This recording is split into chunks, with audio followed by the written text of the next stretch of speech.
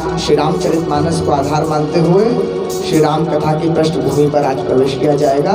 श्री राम जय राम जय जय राम, श्री राम जय राम जय जय राम, श्री राम जय राम जय जय राम, श्री राम जय राम जय जय राम, जय जय विघ्न हरन हनुमान, जय जय विघ्न हरण हनुमान, जय जय सिद्धि करण हनुमान, जय जय सिद्धि करण हनुमान, कौशल्या के प्यारे राम, कौशल्या के प्यारे राम, दशरथ राज दुलारे राम, दशरथ राज दुलारे राम, संतन के रखवारे राम, संतन के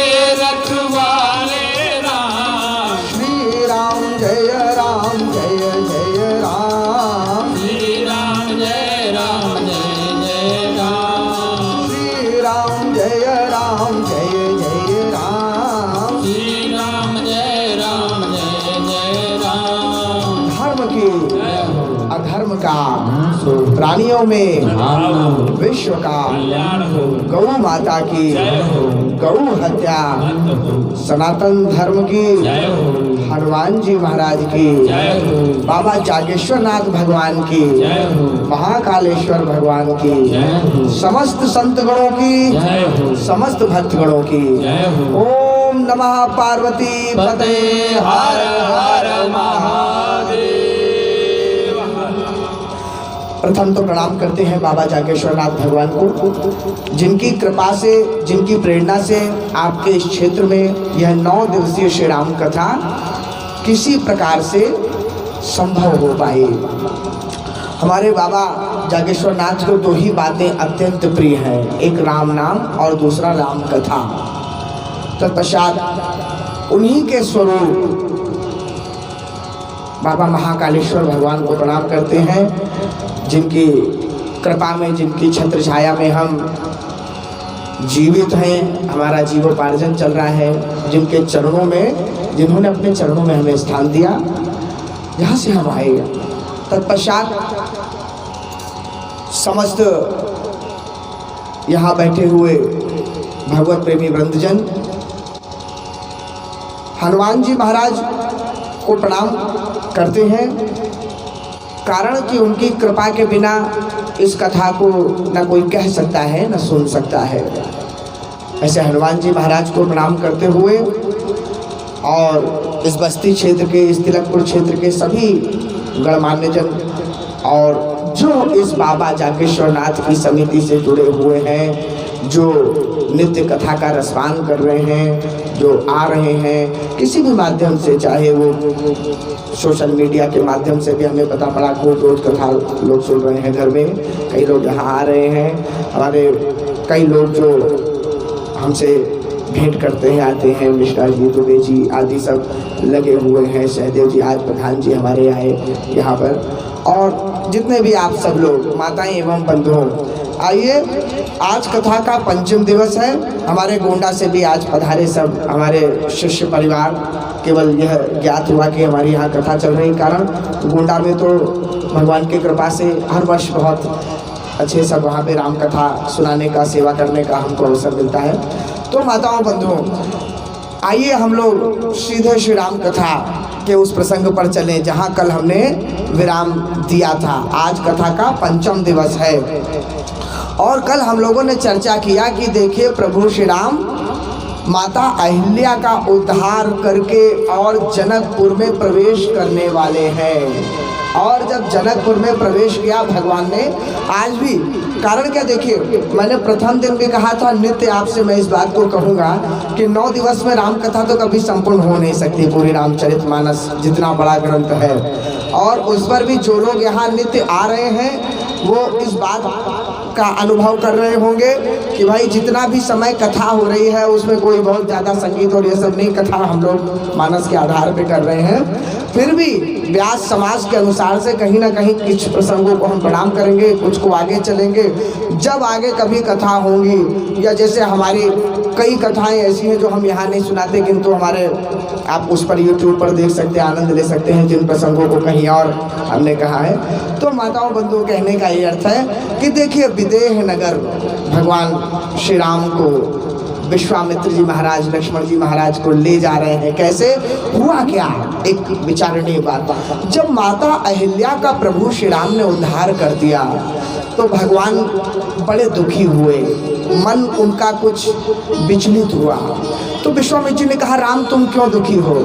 श्री राम ने कहा, गुरुदेव मैं इसलिए दुखी हूँ कि देखिए यह समाज कितना दूषित है, कितना कुलुषित है। आप इस बात को समझिए, कलुषित है। क्यों? कहा देखिए गुरुदेव, मैं यदि यहाँ ना आता तो माता अहिल्या जो शिला बनी थी उनका उद्धार कैसे हो पाता। तो मैं दुखी इसलिए हुआ कि सगुण साकार रूप लेकर के आया हूँ। मैं एक अकेली जान कहाँ कहाँ जाऊँगा, कौन कौन का उद्धार कर पाऊँगा एक जीवन में। तो मैं ये सोचकर चिंतित हो गया कि कहाँ कहाँ नहीं जा पाऊँगा मैं। तो विश्वामित्र जी ने कहा, राम तुम इसकी चिंता मत करो, जहाँ तुम नहीं जा पाओगे ना वहाँ आपने आपसे पहले व्यवस्था कर रखी है। जहाँ जहाँ आप पहुँच जाएंगे वहाँ आप पापों का नाश कर देंगे लोगों के। जहाँ आप नहीं पहुँच पाएंगे वहाँ के लिए एक व्यवस्था आपने पूर्व में ही कर दी है, लोग आकर के अपने पाप वहाँ धो सकते हैं। गुरुदेव कौन सा स्थान है वो? राम जी को विश्वामित्र जी लेकर चल पड़े। कहा? बोले चले राम लक्ष्मण मुनि संगा और गए जहाँ जग पावनी गंगा। माता गंगा का दर्शन कराया। ये समस्त पापों को धोने वाली है राम जी ने ये सुना तो और थोड़ा विचलित हो गए। उन्होंने कहा, गुरुदेव कुछ के पाप तो हम धोएं, कुछ के पाप माता गंगा धोएं। अर्थात हमने इस संसार को क्या इसीलिए बनाया था कि लोग पाप करें और पापों को धोएं? केवल यही रह गया है? मनुष्य योनि का यही सार्थकता है क्या? विश्वामित्र जी ने कहा, राम सिक्के के दो पहलू होते हैं। अभी आपने सिक्के का एक पहलू देखा है, अर्थात अभी आपने उस समाज को देखा है जो देहवादी परंपरा से घिरा हुआ है। ध्यान दीजिएगा, जो देहवादी लोग होते हैं ना, इस शरीर को सुख देने में लगे रहते हैं। तो इस शरीर को सुख देने के लिए ही नाना प्रकार के पाप करता है व्यक्ति, नाना प्रकार की अनैतिक कार्य करता है व्यक्ति। राम, अभी तक आपने देहवादी परंपरा के लोगों का दर्शन किया, इसलिए आपको पाप ही पाप दिखे। आइए अब हम आपको एक ऐसे नगर ले चले जो देहवादी परंपरा से बहुत ऊपर है, जहाँ कोई पाप नहीं है, जहाँ पुण्य ही पुण्य होते हैं। भगवान ने कहा तो गुरुदेव ले चलिए। कहाँ ले चलेंगे?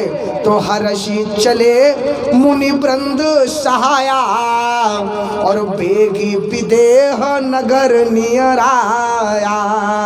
विदेह नगर ले गए, जनकपुरी में, मिथिला नगरी में भगवान श्री राम ने लक्ष्मण जी महाराज के साथ प्रवेश किया। और वहाँ जाकर के जब लक्ष्मण जी महाराज और राम जी ने जनकपुरी की शोभा देखी ना, तो क्या शोभा है वो। पुर रम्यता राम जब देखी तो हर्षे अनुज समेत बिसेखी। पापी कूप सरित सरनाना, अरे सलिल सुधासम जल बिल्कुल मानो अमृत के समान पवित्र। मनीषो पाना पुलक बाटिका बाग बन विपुल विहंग निवास। सोहतपुर चहुपल्लवत, देखिए फूलत फलत सुपल्लवत सोहतपुर चहुपास। क्या जनकपुरी की सुंदरता है माताओं बंधुओं। नगर कैसे बनाया जाए इसको समझना हो तो जनकपुरी का दर्शन करिए। गोस्वामी तुलसीदास जी महाराज ने नगर बनाने का जैसे इंफ्रास्ट्रक्चर लिख दिया हो। जो लोग कॉलोनी काटते हैं ना, आजकल बड़ी बड़ी कॉलोनियाँ करती हैं नगरों में, तीर्थों में, वृंदावन में तो आए दिन कोई ना कोई कॉलोनी कोई बड़ा सेट काट देता है और उसमें अपने घर बना करके और बिकने शुरू हो जाते हैं। तो आज आप किसी भी कॉलोनी को कटते देखेंगे ना, तो वर्षों बाद लोगों को ये बात समझ में आई है कि कॉलोनी के चारों तरफ पहले वृक्ष लगाए जाते हैं। आज के युग में अच्छी अच्छी कॉलोनी में आप वृक्ष पहले लगे देखेंगे। बीच में क्या समय आया? बीच में वह समय आया कि वृक्ष को काट काट के कॉलोनियाँ पहले बनाई गई। मनुष्य क्या करता है? अपना गड्ढा खुद ही खोदता है, खुद ही अपने लिए गड्ढा खोदता है, फिर उसी को अंदर बैठ के पाटता है। क्या करता है समझ नहीं आ रहा है। माताओं बंधुओं, एक सज्जन ने बड़ी अच्छी बात कही। पहले व्यक्ति क्या करता है? पहले जो खेती की जमीन है, खेती की जमीन का डायवर्जन करवाता है, और डायवर्जन करवा के नगर निगम में यदि वो आ जाए तो उस पर कॉलोनी बनवाता है, उसका विकास करता है, शहर बना देता है। सारे गांवों का शहरीकरण होना प्रारंभ हो गया। और जब शहर अपनी चरम सीमा पे पहुंच जाता है, कैसी चरम सीमा? बिल्डिंग, सड़कें, पॉल्यूशन, महंगाई, मिलावट, जब सबसे वो त्रस्त हो जाता है तो फिर क्या करता है? फिर कहीं 2, 5, 10, 20 किलोमीटर जाकर के एक खेत खरीदता है, फार्म हाउस खरीदता है, और वहाँ जाकर के फिर घर बनाता है, रहता है, और शहर को त्यागता है। कहने का अर्थ है मनुष्य की प्रवृत्ति है। देखिए आप जनक जी महाराज ने क्या नगर बनाया है। नगर के चारों तरफ क्या हो रहा है? कह रहे हैं सुमन वाटिका बाग वन। देखिए सब कुछ वहाँ पे बड़े बड़े वृक्ष लगे हैं। किस लिए? बोले विपुल विहंग निवास, पक्षियों के रहने का स्थान क्या है? पेड़ ही तो हैं, वृक्ष ही तो हैं। आज वृक्ष कटते जा रहे हैं। अब हो रहा है कि नहीं आप बताइए? आप समाचार में, अखबारों में पढ़ते होंगे 5 करोड़ पेड़ लगाए गए, 10 करोड़ पेड़ सरकार ने लगवाए, वहाँ 2 करोड़ पेड़ लगाए, वृक्षारोपण, पेड़ काटने का कानून आ गया। आ गया कि नहीं आ गया? जब कानून नहीं था तो मनुष्य कितना परम स्वतंत्र हो गया था, अपने सुख के लिए दूसरे के घर को उजाड़ देता था, वृक्ष काट देता था, और पंछी बेचारे बेघर हो जाते थे। यही कारण है कि आज पंछियों का पता ही नहीं, गायब हो गए। एक कवि ने बड़ा अच्छा कहा कि यह परिंदे तो डर के उड़े थे, हम ये समझे कि शहर हो गई। अर्थात भाई पहले ब्रह्म मुहूर्त में पंछी ची ची करके भागा करते थे तो समझ में आता था सुबह हो गई, लेकिन आजकल हर समय ची ची करके भागने लगे, क्योंकि हर समय पेड़ काटते हैं तो बेचारे भाग जाते हैं। जनक जी को देखिए, उन्होंने कितना अच्छा नगर बनाया। और क्या हुआ? बोले मंगलमय मंदिर सबके रे, चित्रित जनुरतिनाथ चितेरे। वाह, हर घर हर भवन ऐसा था मंगलमय, मंदिर सबके रे। मंगलमय अर्थात सबके घरों में मंगल ही मंगल था, अमंगल किसी के भवन में नहीं हो रहा था, अच्छा ही अच्छा था। अरे उनके भवन को देख के लगता था कि क्या मंगलमय भवन है, क्या सुंदर भवन है। तो एक बात बताइए, क्या घर देख करके समझ में आ सकता है कि कोई मंगलमय भवन है कि कोई अमंगलमय भवन है? क्या ईंट पत्थरों से घर का पता लग सकता है कि घर अच्छा है कि नहीं? सुंदर से सुंदर घर हमने भी देखा है, आप लोगों ने भी देखा होगा। बड़े बड़े अरबपति, बड़े बड़े खरबपति बड़ी बड़ी बिल्डिंगें बनाए बैठे हुए हैं, और कोई झांकने वाला नहीं है, कोई आने वाला नहीं है, अकेले ही बैठे हुए हैं, अकेले प्रतीक्षा कर रहे हैं कोई आ जाए।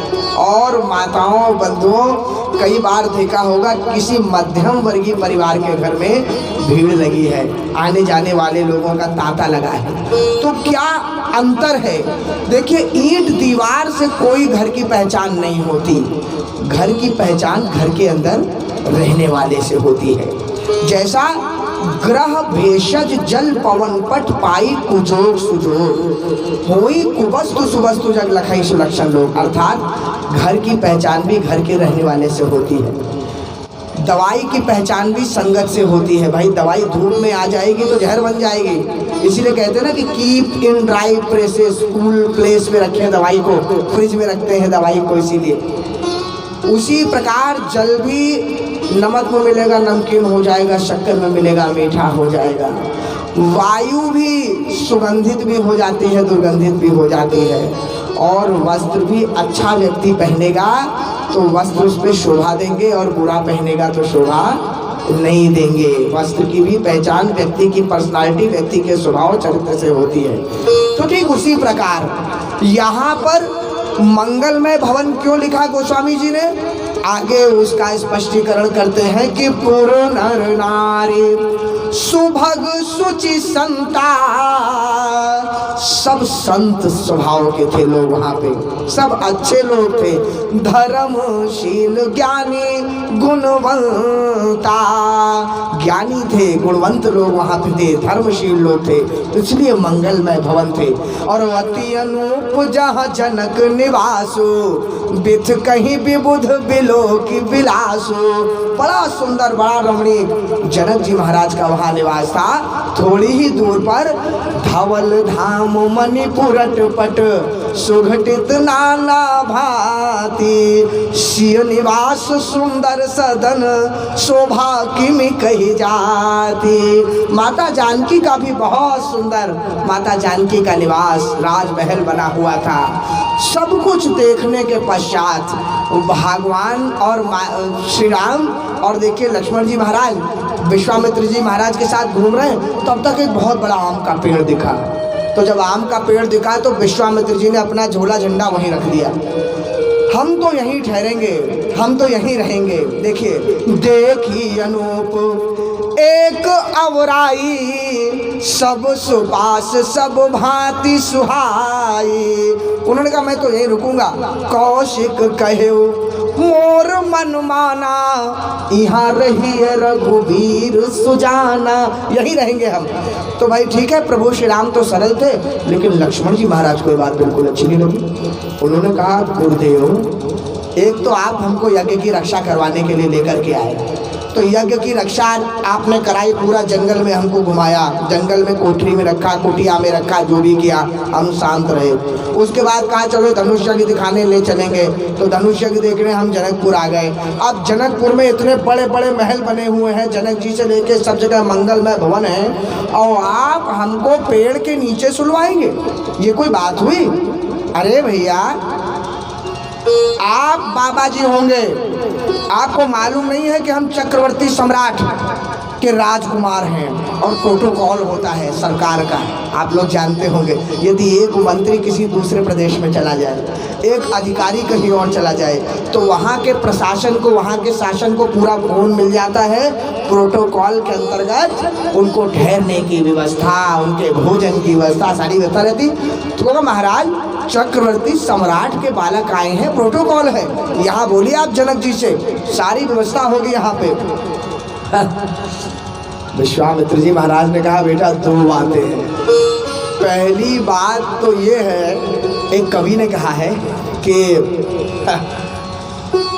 कलंदर संगमरमर के मकानों में नहीं मिलता, कलंदर संगमरमर के मकानों में नहीं मिलता, और मैं देसी घी हूँ, बनिए की दुकानों में नहीं मिलता।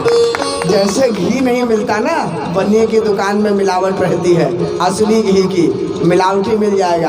वैसे हम लोग कोई महलों में घूमते नहीं फिरते हैं, हम लोग साधु महात्मा कलंदर है, जिसकी 100 बार गरज पड़े तो हमारे पास आए। तो लक्ष्मण जी ने कहा महाराज आप राजमहलों में जाते नहीं, घूमते हैं, तो आप कैसे आ गए हमारे राजमहल में? तो मुँह उठा के आ गए थे, अब यहाँ क्यों नहीं जा रहे आप? तो विश्वामित्र जी ने कहा बेटा एक बात सुनो, आपके राजमहल में हम इसलिए आ गए कि हम संगमरमर के मकानों में नहीं जाते, किंतु जिस महल में साक्षात भगवान विराजते हो तो वो महल नहीं मंदिर हो जाता है, और मंदिर में आने जाने के लिए किसी अभिमान की आवश्यकता नहीं होती। संत मिलन को जाइए तज माया अभिमान। हम तो भगवान के दर्शन करने आए थे, वहाँ तो हम चाहे कहीं पे भी प्रभु रहे आ जाएंगे। तो लक्ष्मण जी ने कहा अच्छा आप भगवान के पास आए थे, तो हमने तो सुना है कि भगवान के पास आने पर कुछ ना कुछ मिलता है, प्रसाद, कुछ ना कुछ आशीर्वाद, कुछ फल मिलता है, आपको कुछ मिला गुरुदेव? तो विश्वामित्र जी ने कहा क्या नहीं मिला बेटा, फकीर बन के गया था, बाबा जी बन के गया था, और चक्रवर्ती सम्राट बन के वापस आ रहा हूँ। कहा कैसे? हमें तो अभी आप बाबा जी दिख रहे हैं। तो उन्होंने कहा एक बात बताओ लक्ष्मण, अभी आपने थोड़ी देर पहले कहा ना कि आप चक्रवर्ती सम्राट के बेटे हो। तो कहा हाँ। तो एक बात बताइए, कोई ये कह दे कि इनका ये डॉक्टर साहब के बेटे हैं, तो यानी इनके पिताजी डॉक्टर ही हुए ना कि नहीं हुए? आपने अभी कहा कि आप चक्रवर्ती सम्राट के बेटे हो, तो आपके पिता कौन है? तो कहा कौन पिता है? विश्वामित्र जी ने कहा आपके पिताजी ने हमको सौंपते हुए यही बात तो कही थी कि मोरे प्राण नाथ सुत दो और तुम मुनि पिता आन नहीं को। तो बाबा जी बन के गया था, चक्रवर्ती सम्राट बन के वहाँ से लौटा हूँ, बताओ मुझे फल मिला कि नहीं मिला? तो कहा वाह गुरुदेव, चलिए ठीक है, अगर इतनी अच्छी बात है तो हमको कम से कम हमको तो रुक जाने दीजिए राजमहल में। विश्वामित्र जी ने कहा बेटा देखो तुम्हारा गुरु हूँ। एक कवि ने कहा है कि डालो डालो गमे हयात को सहने की आदतें, ताकि बुरे दिनों में भी आसानियां रहें। अर्थात कष्ट को सहने का भी अभ्यास करना चाहिए, उसकी भी आदत डाल लेनी चाहिए। इतने सुकुमार मत बन जाओ कि पता लगा कभी कोई कष्ट आया तो आप झेल ही नहीं पाए और एकदम फेल हो गए। तो कहा अभी 14 वर्ष पेड़ों के नीचे ही गुजारना है आप लोगों को। अभी से राजमहल में रहने की आदत डाल लोगे ना तो अच्छा नहीं कट पाएगा वो 14। क्या गुरुदेव? मैं समझा नहीं। तो गुरुदेव ने कहा कुछ नहीं तुम नहीं समझोगे, रहेंगे तो हम यहीं पर। तो भगवान श्री राम ने कहा रे गुरुदेव जैसी आपकी आज्ञा हम वही रहेंगे, जैसा आप कहेंगे। अब गुरुदेव तो वहाँ झोला झंडा जमा के बैठ गए। तब तक समाचार मिथिलापति पाए कि विश्वामित्र महामुनि आए। जनक जी महाराज को पता पड़ा, अरे गुरुदेव आए हैं, विश्वामित्र जी महाराज आए हैं। तो कैसे मिलने जा रहे हैं वो? संग सचिव सुचि भूरी भट भूसुर पर गुरु ज्ञाति, चले मिलन मुनि नायक कहीं मुदित राव एहि भांति। इसको मैं कई बार कहता हूँ माताओं बंधुओं, रामचरितमानस वैसे भी देखे हुए संपूर्ण मानव जीवन दर्शन है। हर एक मानवीय आचार व्यवहार संवेदना सब परिभाषित है रामचरितमानस में। यह क्या है जानते हैं? यह देखिए गोस्वामी जी ने नियम बताया है कि यदि आपको किसी से मिलने जाना, खासकर लीडर लोगों के लिए नियम बताया है, खासकर राजा महाराजा बड़े लोगों के लिए, बड़ा अधिकारी बड़ा मंत्री बड़े ये जितने सांसद आदि लोग रहते हैं इनके लिए ये नियम बताया है। क्या बताया? जब आप किसी से मिलने जाएं, किसी से भी मिलने जाएं, तो होता क्या है कि भाई मंत्री जी मिलने गए किसी से, सांसद जी मिलने गए किसी से, तो स्वाभाविक है कि वो अकेले तो जाएंगे नहीं मंत्री जी सांसद जी, उनके पीछे उनकी पूरी पार्टी के कार्यकर्ता, उनके सेवक, उनके छोटे भाई आदि सब जितने रहेंगे सब जाएंगे उनके साथ। तो अब क्या होता है कि भाई उस समय बड़ा आवश्यक है मंत्री जी को, नेताजी को इस बात का ध्यान रखना कि उनके साथ जो लोग जा रहे हैं, उनकी कोर कमेटी में जो लोग हैं 8, 10, 15 जो लोग हैं, वो अपनी वाणी से, वो अपने आचरण से जितना संयमित रह सकते हैं, जितना संयमित रह सकते हैं उतना मंत्री जी को लाभ है। और यदि उन्होंने तनिक भी गड़बड़ कर दी, होता क्या है कि बड़ा व्यक्ति तो बड़ा शालीन होता है, बड़ा उदार बड़ा सज्जन होता है, तभी तो वो बड़ा होता है, तभी तो भगवान ने उसे कोई पद दिया होता है, कोई प्रतिष्ठा दी होती है। गड़बड़ कर जाते हैं ये छोटे भैया, ये जो चमचे होते हैं ये गड़बड़ कर जाते हैं। ये क्या करते हैं भाई, मंत्री जी तो अंदर मिलने चले गए, ये एक दूसरे से झगड़ा कर लिए किसी बात पे, कुछ हो गया, कोई विवाद हो गया, भाई इन्होंने कर दिया गड़बड़, और उसका भुगतान कौन भुगतता है? उसका भुगतान मंत्री जी तो भुगतते। अभी एक ज्वलंत आया है ये किस्सा, लेकिन मैं उस पर बहुत राजनीति की बातें नहीं करता हूँ, इसलिए वो किस्से का नाम नहीं लूँगा। लेकिन किया किसी ने, आखिर कहीं ना कहीं तो मंत्री जी के ऊपर बात आई कि नहीं आई इन सब बातों के लिए। कहने का अर्थ है कि उनके साथ के जो लोग हैं वो मंत्री जी से ज़्यादा उत्तरदायित्व तो उनका है, तभी तो वो आपके सेवक है कि आपकी जड़ें काटने के लिए वो साथ में घूम रहे हैं। तो इसलिए ये बड़ा आवश्यक है, आपके साथ कौन है एक कहावत है कि आप अपनी कंपनी से पहचाने जाते हैं, स्वयं की कोई पहचान नहीं होती। आपकी संगत क्या है, आपके साथ उठने बैठने वाले लोग किस आचरण के हैं। अरे भैया, 4 पीने वालों को साथ लेके घूमोगे तो आप चाहे कितने भी शाकाहारी क्यों ना हो, आप भी उसी गिनती में तो आओगे ना। और 4 संतों के साथ घूमोगे, सज्जनों के साथ घूमोगे तो आपके 1-2 अवगुण भी होंगे तो उनके साथ घूमने में छिप जाएंगे। आप देखिए, यहाँ जनक जी महाराज लेके गए हैं विश्वामित्र जी महाराज के पास। साथ में कौन कौन जा रहा है? बोले संग सचिव, लेकिन बीच में क्या है? सूची। पवित्र मन के लोग जा रहे हैं, आज निर्मल मन के लोग जा रहे हैं। कोई कपटी नहीं है, कोई ऐसा नहीं है कि महाराज जी से किसी ने हल्की बात कर दी, किसी ने व्यंग कर दिया, उसका भुगतान जनक जी महाराज, क्योंकि नाम तो जनक जी का आएगा ना, उत्तरदायित्व तो उनका है।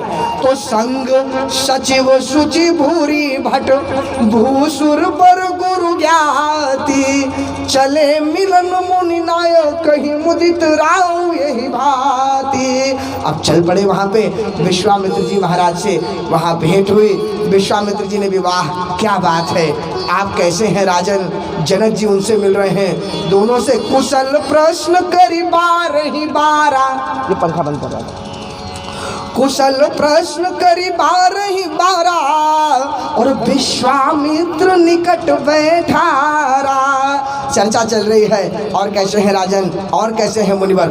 तब तक क्या हुआ?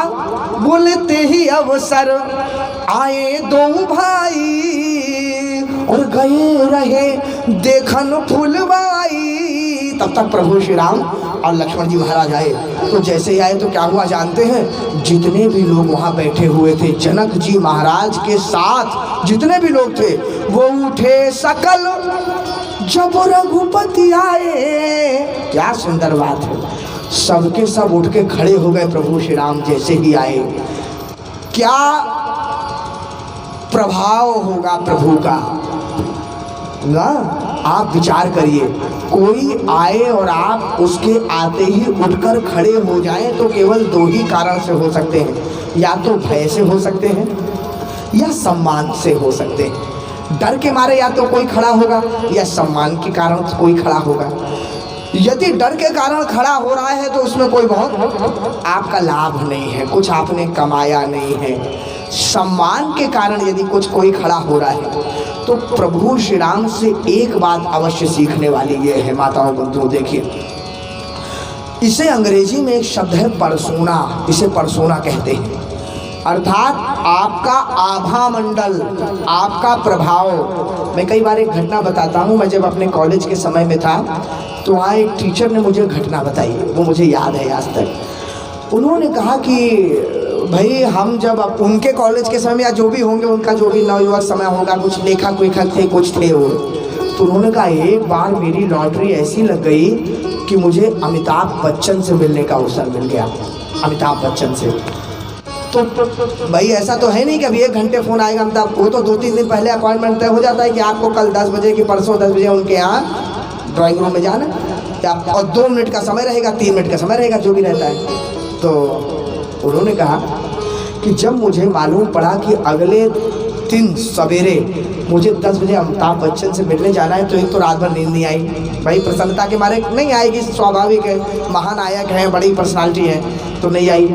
तो मैं यही सोचता रहा, ये पूछूंगा, इस सिनेमा के बारे में कहूँगा, वो चोट के बारे में पूछूंगा, और बेटों के जो प्रश्न वो अपना सोच सकते थे उन्होंने सब सोच लिया। ये इसके बाद ये वो ऐसा कहेंगे, ऐसा होगा। अगले दिन क्या हुआ, वो गए तो जाकर के उनको ड्राइंग रूम में बिठा दिया गया जहाँ मिलने वाले लोग। तो अकेले उनको मिलना था, बैठे। तो घड़ी देख रहे, जैसे ही 10 बजा तो कमरे के अंदर से अमिताभ बच्चन आए। तो अमिताभ बच्चन आए, नमस्कार चमक, तो एकदम खड़े हो गए। तो खड़े हो गए तो उन्होंने कहा कि वो 2-3 मिनट का जो मुझे समय मिला था, पहली बात तो समय कैसे चला गया मुझे मालूम ही नहीं पड़ा, और जो बोला वो उन्होंने ही बोला जितना बोला। मेरी तो मतलब जिससे हम लोग कहते हैं ना घी बंद जाना, वाणी बंद हो जाना, कुछ समझ ही नहीं आ रहा कि कब 2 मिनट हो गए और कब मुझे कमरे से बाहर निकाल दिया गया। सारे प्रश्न वैसे के वैसे ही धरे के धरे रह गए। ये एक मैंने साधारण उदाहरण बताया है प्रभाव का, आभा मंडल का। परसोना का, कि प्रभाव ऐसा हो आपका कि लोग प्रभावित हो जाए। प्रभाव से ही प्रभावित शब्द बनाए, प्रभावित हो जाए। लेकिन ध्यान दीजिएगा, प्रभाव ऐसा होना चाहिए कि आपको देख के लोग खड़े हो जाएं, आपके सम्मान में खड़े हो जाएं। लेकिन स्वभाव कैसा होना चाहिए? स्वभाव ऐसा होना चाहिए कि आपके पास बैठने में कोई व्यक्ति भयभीत ना हो, डरे नहीं, असहज महसूस ना करे।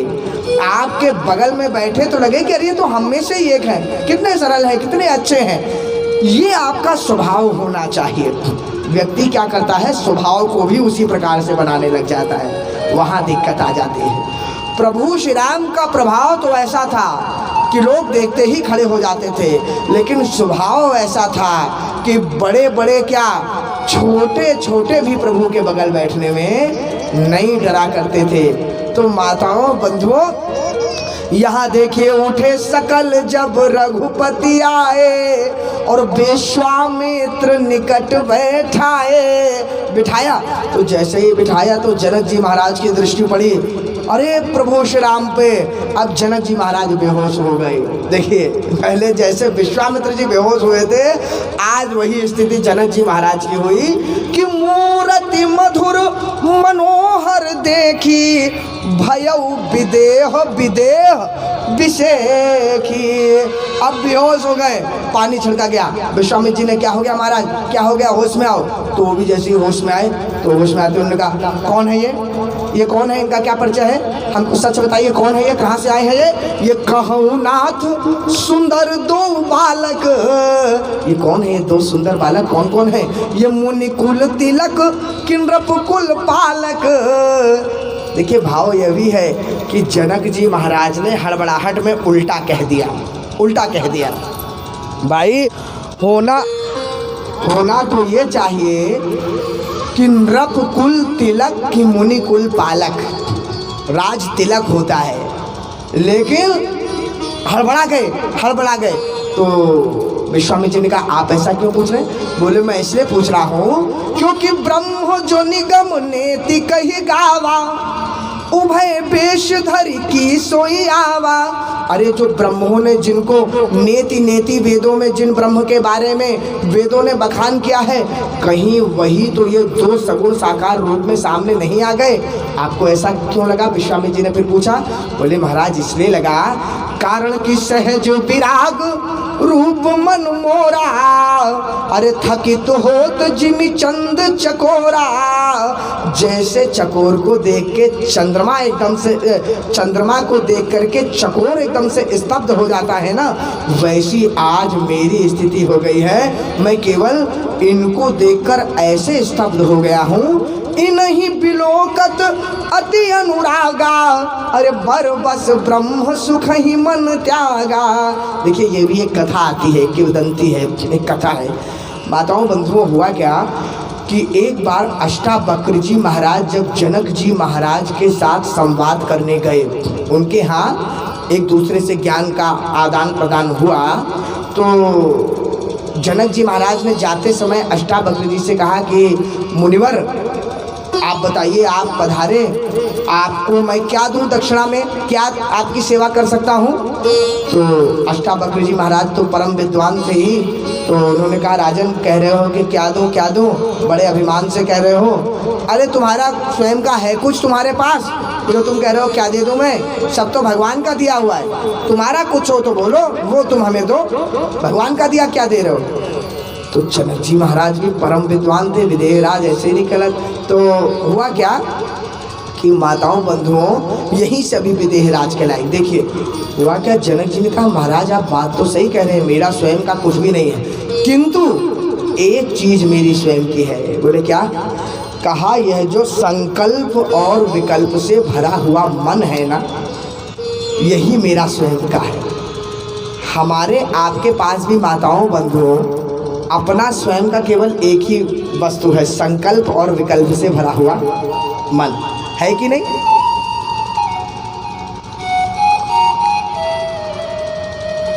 भाई, हम लोग कई बार संकल्प करते हैं किसी बात का, फिर क्या होता है, जब वो संकल्प कठिन लगने लगता है तो उसमें विकल्प खोज लेते हैं। खोजते कि नहीं? आप बताइए माताओं बहनों, कोई व्रत आता है, मान लीजिए सदा साधारण उदाहरण दे रहा हूँ, कोई व्रत आता है तो पहले के ज़माने में व्रत करने का एक अलग प्रावधान होता था, एक नेम होता था जिसे नियम कहते हैं। व्रत का अर्थ है कि कुछ भी ग्रहण ना करना ना। लेकिन आज क्या होता है कि हम लोग जब नवरात्रि भी आके गई, जब नवरात्रि का व्रत करते हैं तो नवरात्रि के व्रत में सुबह से क्या चालू हो जाता है, कुट्टू की पूड़ी, ना उबले हुए आलू, कि सिंघाड़े का आटा से लग गया, और राजगीर का चावल, साबूदाने की खिचड़ी। कहने का अर्थ है कि कई लोग जितना नित्य भोजन नहीं करते होंगे उससे ज़्यादा ग्रहण वो व्रत में कर लेते हैं, और कहने को व्रत किया हुआ है ना। क्या है ये, संकल्प में विकल्प ही खोजना तो है, इसका क्या विकल्प है। तो हम लोग क्या करते हैं, ये हमारा मन इतना चंचल है कि कोई संकल्प कहता है और मान लो उसे कठिन लगने लग गया वो संकल्प, तो उसमें तुरंत कोई ना कोई विकल्प खोजना प्रारंभ कर देता है। अरे अरे ठीक है, हो गया, ऐसा कर लेंगे, सभी जगह भगवान है, क्या हो गया, अरे भगवान तो सब जानते ही हैं, भूखे रहेंगे तो कोई भगवान प्रसन्न थोड़ी होंगे। कुछ ना कुछ अपने मन को समझाते हुए हम लोग संकल्प में विकल्प खोज लेते हैं। जनक जी से भी जनक जी ने भी अष्टावक्र जी से यही कहा कि देखिए महाराज, वैसे तो मेरा कुछ भी मेरे पास नहीं है, किंतु संकल्प और विकल्प से भरा हुआ मन ये मेरे पास अपना है, कहो तो मैं इसे आपको दे दूं। हाँ दे दो। तो जनक जी का दे तो दूं महाराज, लेकिन फिर मेरे पास तो कुछ भी नहीं बचेगा, मेरा कुछ तो मेरे पास भी रहने दो। तो अष्टावक्र जी ने कहा चिंता न करिए, हम आपको नुकसान नहीं पहुंचाएंगे, हम आपको उसके बदले में ब्रह्म सुख देंगे। जो वो ब्रह्मानंद में लीन रहते थे, जोग भोग मह राखे गोई, भोग में भी जो योगेश्वर रहते थे जनक जी महाराज, वो यही ब्रह्म सुख था जो अष्टावक्र जी ने दिया। तो क्या हुआ कि जो ब्रह्म में निर्गुण निराकार परमात्मा में लीन रहने वाले विदेह राज आज कह रहे हैं विश्वामित्र जी महाराज से कि महाराज मैं तो सदैव लीन रहता था ब्रह्म में, लेकिन आज इन दोनों को देख के लग रहा है कि वही ब्रह्म उभय भेष धर के आ गया है। यही कारण है कि इन्हीं बिलोकत अति अनुरागा, और बर बस ब्रह्म सुख ही मन त्यागा। अब उस ब्रह्म सुख से मेरा मन इनमें लगने लग गया है, कहीं वही प्रभु तो नहीं है, वही प्रभु तो नहीं है। विश्वामित्र जी महाराज हड़बड़ाहट में हाँ बोल दिए। अरे बिल्कुल ठीक कह रहे हैं आप, आपने कैसे पहचाना। देखिए कहना नहीं चाहिए था उनको, लेकिन होता क्या है कि व्यक्ति जब खुद कोई चोट खा चुका होता है तो वो दूसरे को भी वही चोट खाते हुए देखता है तो उसको बड़ा आनंद आता है। विश्वामित्र जी महाराज भी मोहित हो गए थे, इनको देख करके बेहोश हो गए थे। अब इन्होंने देखा इनके साथ भी ये हुआ तो बोले अरे आपको कैसे मालूम पड़ा। बिल्कुल सही आप कह रहे हैं, बिल्कुल आप ठीक कह रहे हैं। तो माताओं बंधुओं, ये कैसे होता है, कई बार मैं आपको बताऊं, जैसे मान लीजिए कुछ बात छुपाने की होती है लेकिन प्रसन्नता की होती है। कई उदाहरण के तौर पे मान लीजिए कन्या का संबंध हम लोग तय करते हैं, कहीं किसी के यहाँ कन्या का संबंध तय होता है, तो जब तक सगाई ना हो जाए, तिलक ना हो जाए समारोह, तब तक हम लोग प्रयास करते हैं कि ज़्यादा इसका ढिंडोरा ना पीट ले। भैया भविष्य का क्या गारंटी, कल को लड़के वाले पलट गए, कोई बात हो गई तो कन्या की बदनामी होगी ना, अपनी बेटी की बात बाहर जाइए। तो किसी को ज़्यादा बताते नहीं हैं तब तक जब तक तिलक विलक समारोह ना होने लग जाए।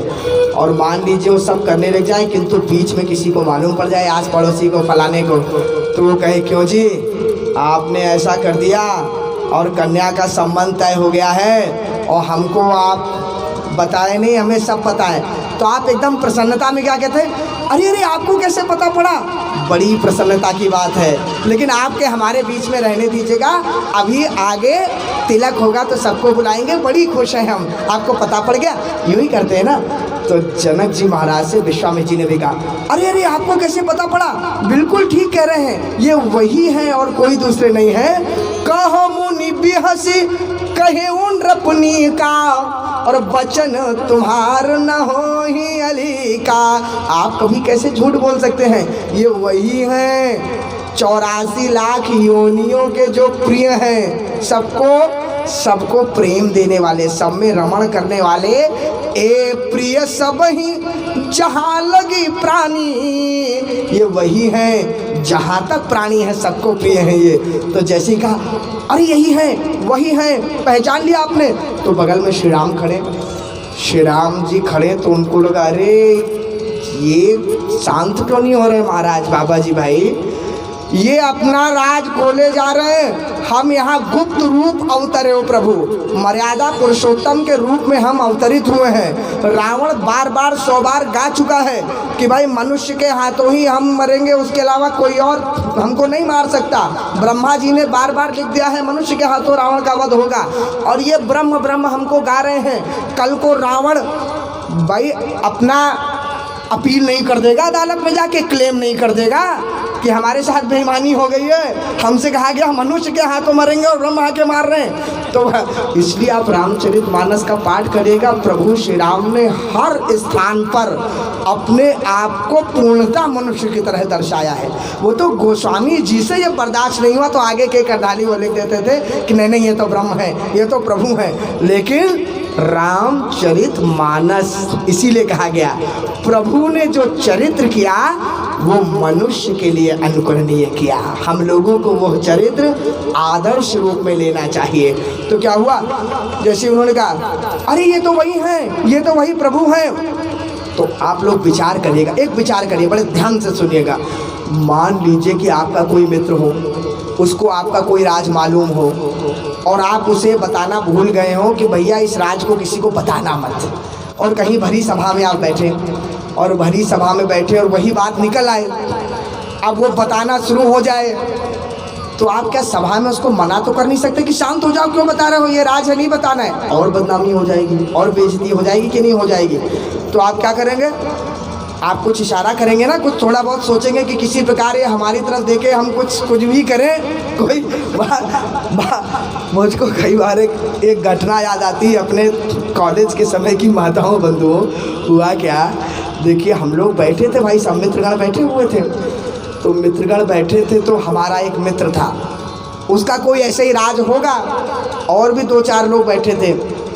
तो भाई ऐसी सहजता में चर्चा चली तो उसमें से एक ऐसा व्यक्ति बैठा था जिसको वो नहीं चाहता था कि ये राज मालूम पड़ जाए। ऐसा होता है ना कि भाई चलो ठीक है ये बैठे, इनके सामने वो बात मत कर देना।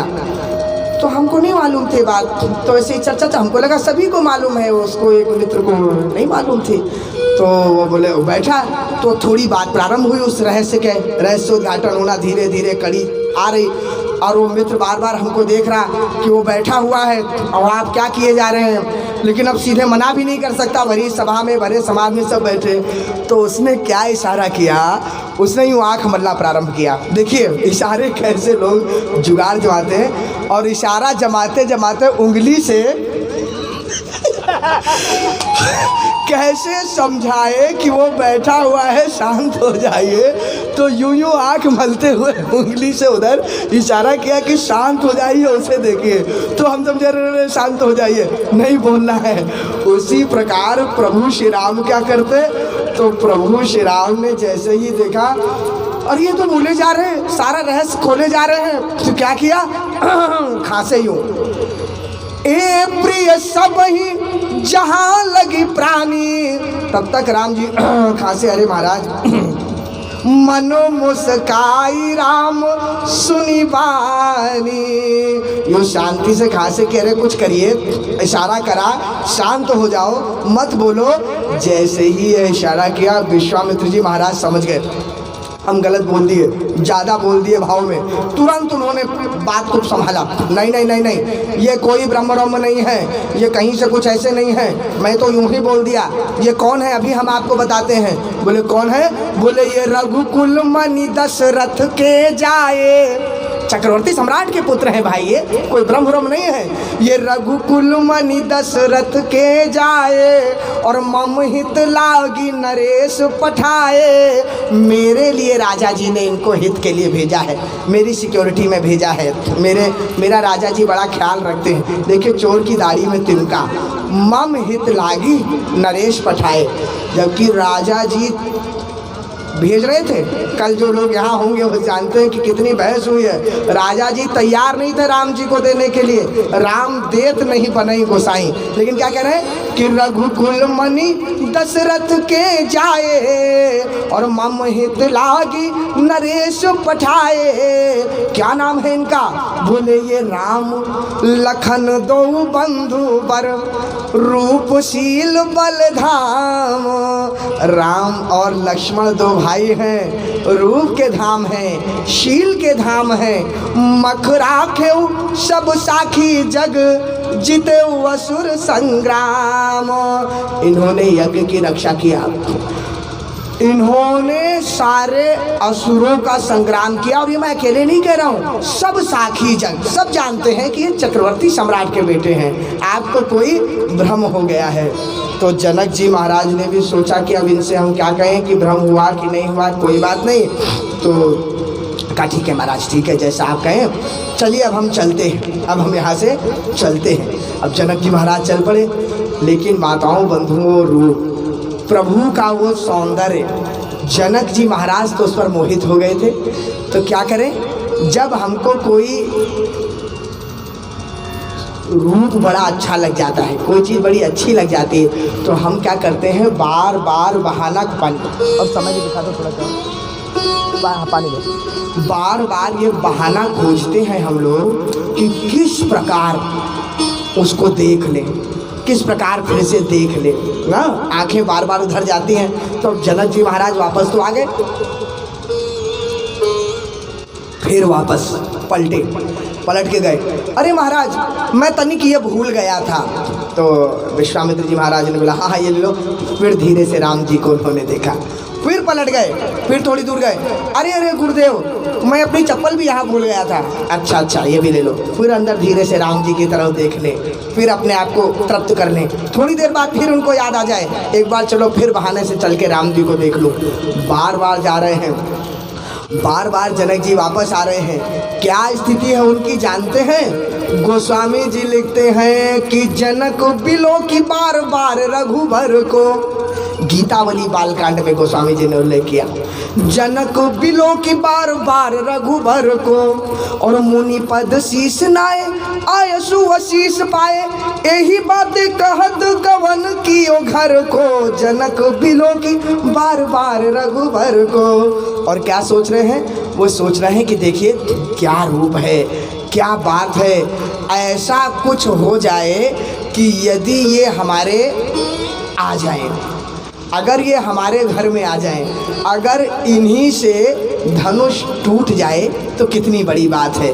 देखिए यह सोचते हुए जनक जी महाराज चले जा रहे हैं। अब उधर क्या हुआ, माताओं बंधुओं, प्रभु श्री राम और लक्ष्मण जी महाराज ने प्रथम तो जो जनकपुर था वो जनकपुर बाईपास से तो देखा था भाई। अभी तो बाईपास से ही गुजर के किसी पेड़ के नीचे रुक गए थे। तो हम जैसे किसी शहर से दूसरे शहर जाते हैं तो बाईपास से ही होते होते जाते हैं, शहर के अंदर के लिए तो अलग सड़क जाती है। अभी शहर के अंदर तो गए नहीं थे, बाईपास से ही जब वो सुंदर, इतना नगर सुंदर था कि बनई न बरनत नगर निकाई, जहाँ जाई मन तहीं लुभाई। ऐसा नगर था कि जहाँ देखो वहीं मन लुभा जाता था। तो क्या हुआ कि भाई लक्ष्मण जी महाराज के मन में ये इच्छा आने लग गई कि किसी प्रकार चल के और जनकपुर का दर्शन कर लिया जाए, जनकपुर देख लिया जाए। तो लखन हृदय लालसा बिसेखी कि जाई जनकपुर आई देखी। लेकिन क्या हुआ, लक्ष्मण जी महाराज की इच्छा तो हो रही थी, गुरुदेव से बोल नहीं पा रहे थे। तो राम जी गए और राम जी ने गुरुदेव से प्रणाम। देखिए भगवान क्या है, भक्त के मन की बात जान लेता है। भगवान की सबसे बड़ी यह उनकी कृपा, उनका स्वभाव, उनका प्रभाव है, प्रताप है। कैसे, दो जगह देखिए ये बात देखने को मिली। पहले तो सुग्रीव क्या कह रहा था, जैसे ही बाली का वध हो गया ना, तो सुग्रीव कहता है, अरे प्रभु ये राजकाज से कोई मतलब नहीं, ये राजपाट सब व्यर्थ है, आप तो मेरे पे ऐसी कृपा कर दो कि अब प्रभु कृपा करहु यही भांति, सब तजी भजन करहु दिन राती। प्रभु मैं तो आपकी कृपा में लग जाऊं, आपके भजन में लग जाऊं, केवल यह कृपा मेरे ऊपर करिए। लेकिन भगवान जानते थे कि मन में इनके राजपाट करने की लालसा है, तो क्या बोले कि जो कछु कहे वो सत्य सब सोई, लेकिन सखा बचन मम मूर्खा न होई। आप जो कह रहे हैं वो भी सत्य है, लेकिन आपके कहने से मैंने जो आपको वचन दिया है कि आपको राजा बनाऊंगा, तो राजा बनाऊंगा मैं आपको, उसके लिए आप निश्चिंत रहिए, किष्किंधा का राजपाट दूंगा। यही बात क्या हुई, जब विभीषण रावण से लात खा करके निकले प्रभु के लिए, तो मन में सोच रहे थे, अरे प्रभु ने तो संकल्प लिया है कि जो मैं राम तक कुल सहित कहे सी दशानन आए, कुल समेत सबको मार डालेंगे प्रभु श्री राम, सबका वध कर डालेंगे। और प्रभु का तो ये भी संकल्प है कि जो शरण में आ जाता है, शरण गए प्रभु ताहि न त्यागा, विप्र द्रोह कृत अग्र ही लागा। अरे भाई बड़े से बड़ा अपराधी भी प्रभु की शरण में चला जाता है तो उसको नहीं त्यागते, तो मैं तो शरण में जा रहा हूँ और कोई शरण में जा नहीं रहा, तो क्या होगा कि आगे जाके भगवान अपने संकल्प को पूरा करने के लिए पूरे कुल को रावण के वध कर देंगे, और मैं शरण में जाऊंगा तो मैं बच जाऊंगा। तो यदि मैं बच जाऊंगा तो इतना बड़ा रावण की लंका, इतना सब साम्राज्य, उसका उत्तराधिकारी कौन होगा, उसको राजपाट किसको संभालना होगा। तो मन में आ रहा था, अरे भाई मैं ही तो संभालूंगा, भगवान तो वापस अयोध्या जी चले जाएंगे, तो मैं ही तो राजा बनूंगा। यह सोचकर विभीषण पहुंचा ही प्रभु से प्रणाम करता ही है कि भगवान इस बात को समझ गए। सबसे पहला शब्द कहते हैं कि कहू लंकेश, और बताइए लंकेश क्या आनंद से तो है आप, समझ गया विभीषण कि प्रभु मेरी बात समझ गए।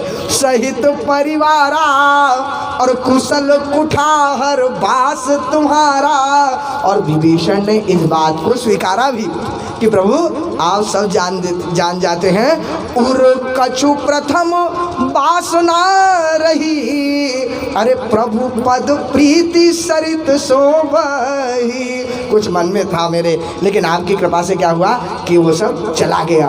तो यहाँ भी क्या हुआ, लक्ष्मण जी महाराज के मन में इच्छा थी, लक्ष्मण जी महाराज के मन में इच्छा थी कि भैया जनकपुर देखा जाए, लेकिन कह नहीं पा रहे थे। राम जी राम अनुज मन की गति जाने, मन की गति समझ गए प्रभु, गए और जाकर के कहते हैं विश्वामित्र जी से, अरे गुरुदेव नाथ। हाँ बोलो राम क्या हुआ, बोले ये लखन। तो विश्वामित्र जी ने कहा, हाँ ये तुम राम हो, ये लखन है, वो तो मैं जानता ही हूँ, आगे बोलो क्या हुआ। अब वो भी डर रहे हैं बोलने में। अब आप एक बात बताइए, आप बच्चे हैं, उदाहरण के तौर पे समझिए, आप बच्चे हैं भाई, आप माता पिता यहाँ बहुत बैठे हैं, किन्हीं के बच्चों को माता पिता किन्हीं दूसरों के साथ भेज दें, अंकल आंटी के साथ, किसी के साथ, चाचा चाची मामा मामी के साथ कहीं बाहर भेज दें, तो फिर आपके बच्चों का उत्तरदायित्व तो किसका हो जाता है, उन मामा मामी का हो जाता है कि नहीं। जितना आप ध्यान नहीं रखते उससे ज़्यादा ध्यान उनको रखने की आवश्यकता है कि नहीं। और उस समय तो कहाँ जा रहे हो, कहीं गुम मत जाना, कहीं खो मत जाना, होता है कि नहीं होता। उस समय बच्चा भी ये समझता है कि मैं ये थोड़ी कह सकता हूँ कि वाह रुकिए हम जा रहे हैं घूमने, तो क्या आप मना कर देंगे, आप कहेंगे भैया जहाँ जाना हो हमारे साथ जाना, ऐसे हम किसी को नहीं जाने देंगे, होता है कि नहीं। तो भगवान राम भी समझ रहे हैं, एक तरफ लक्ष्मण का मन है कि घूमने जाना है, दूसरी तरफ विश्वामित्र जी महाराज सीधे भी मना कर देंगे, क्या करूं मैं क्या ना करूं। तो डरते डरते कह रहे हैं नाथ। हाँ बोलो ये लखन, हाँ ठीक है लखन, आगे बोलो। बोले पुर। राम ये लखनपुर नहीं है, ये जनकपुर है, तुम गलत फहमी में हो, ठीक ठीक बोलो कहना क्या चाहते हो। बोले मैं ये कहना चाहता हूँ कि नाथ लखनपुर देखन चाहिए, लखनपुर देखना चाहते हैं, लखनपुर नहीं, ये देखना तो जनकपुर ही चाहते हैं, लेकिन लखन देखना चाहते हैं पुर। अब आप समझे क्या गुरुदेव। तो गुरुदेव ने कहा मैं समझ गया, लेकिन उससे बड़ी बात मैं वो समझ गया जो तुम नहीं बताना चाह रहे हो, बताना नहीं चाहते। बोले क्या। कहा बेटा मैं ये समझ गया कि लखन तो पुर देखना चाहते और तुम पुरवालों को दिखाना चाहते हो। क्या? अपना रूप, अपना सौंदर्य, लोगों को अपने रूप से लालायित करना चाहते हो, ललचवाना चाहते हो। कहा अच्छा, कहा और क्या राम? जो तुमको देखेगा वो मोहित नहीं हो जाएगा? तुम इसीलिए जाना चाहते हो ना। राम जी ने कहा जो राउर आयसु मैं पावो तो नगर दिखाई तुरंत ले आवो। का बस आ गई बात। लखन देखना चाहते हैं और तुम दिखाना चाहते हो, तो ठीक है, ऐसा काम करो कि लखन को पुर देख लेने दो और तुम पुर वालों को जो दिखाना चाहते हो दिखा भी दो कि जाए देखिया बहु नगर सुख निधान दो भाई और करहु सुफल सबके नयन ये सुंदर बदन दिखाई। लखन को देख लेने दो और तुम पुर को दिखा दो। माताओं बंधुओं, यही दर्शन है, ध्यान दीजिएगा।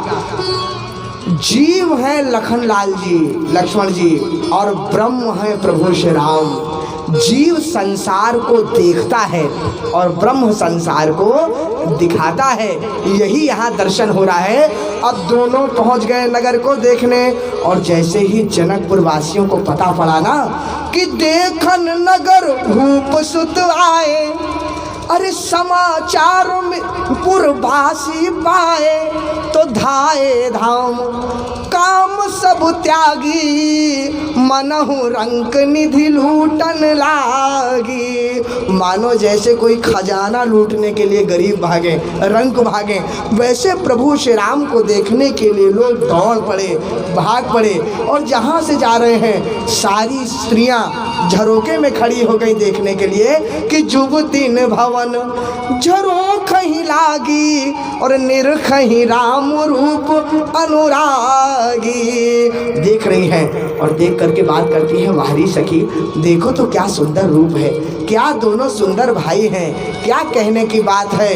अरे ऐसा रूप तो ना कहीं सुना, ना कहीं पढ़ा, ना कहीं देखा आज तक। यदि सखी ये नारायण तो नहीं है? दूसरी सखी ने कहा नहीं नहीं, नारायण कैसे हो सकते हैं? क्योंकि विष्णु चारि भुज, नारायण होते तो चार भुजाएं होती, इनके तो दो ही हाथ हैं, नारायण नहीं हो सकते। तो दूसरे ने कहा सखी ब्रह्मा जी, अरे कहा ब्रह्मा जी भी नहीं हो सकते, उनके चार मुंह हैं, विधि मुख चारी, इनका तो एक ही मुख है। तो कहा कहीं ये महादेव तो नहीं है, बाबा तो नहीं है? अरे सखी बाबा तो हो ही नहीं सकते, क्योंकि बाबा को देखने के लिए भीड़ नहीं आती है, बाबा को देख करके भीड़ भाग जाती है। तो बाबा का स्वरूप अलग है, वो विकट वेश मुख पंच पुरारी, वो तो विकट वेश है, विकट मुख रजनीचरा, उनका तो भयंकरा है वो, तो उनको वो नहीं हो सकते। तो बोले सखी फिर ये है कौन? बोले अपर देवस को नाही शोभा यह पट तरी जाही।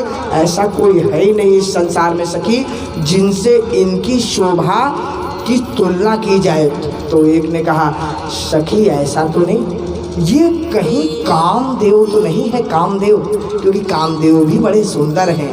तो एक सखी ने कहा अरे सखी कैसी बात करती हो तुम, कहाँ कामदेव और कहाँ ये बै किशोर सुषमा सदन श्याम गौर सुख धाम अंग अंग परवारी हैं कोटि कोटि सतकाम।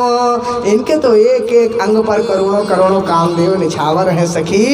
अरे सखी इस संसार में ऐसा कौन होगा जो इनके रूप को देख करके मोहित ना हो जाए, रूप को देख करके जो मूर्छित ना हो जाए। और हुआ भी, देखिए विश्वामित्र जी भी हुए कि नहीं, जनक जी महाराज भी हुए कि नहीं। तो कहु सखी यश को तनुधारी, अरे जो न मोह यह रूप निहारी।